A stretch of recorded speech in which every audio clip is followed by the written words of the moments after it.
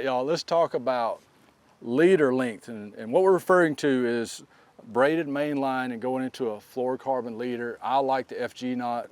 It's low profile, super strong, really casts well, flies off the reel and through the guides. You know, I first started fishing with braid to fluoro leaders. We were using like 4-foot leaders, which is still fine if you're fishing like a wacky rig, really shallow water, things like that.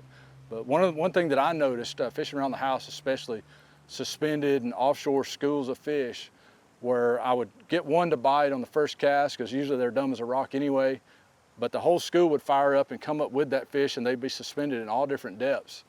And I noticed when I'd cast back to those fish, sometimes they'd kind of lose interest and wouldn't bite as quick as they should. And I started experimenting with a longer leader length. So I went to like a 20-foot leader.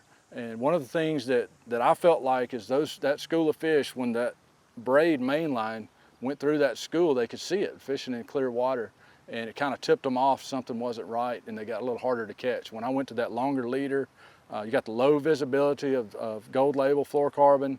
They don't see anything but that bait, and they stay locked in, and you can catch a lot more fish out of the school. So that's a technique that's really worked well with me. One disadvantage having that longer leader is you'll get a little bit of twist in the fluorocarbon, which is natural. The cool thing is that'll go down into the braid and it'll absorb that twist. So your braid, the twist, will end up in the braid and not on your fluorocarbon leader. So try that longer leader, see how it works for you.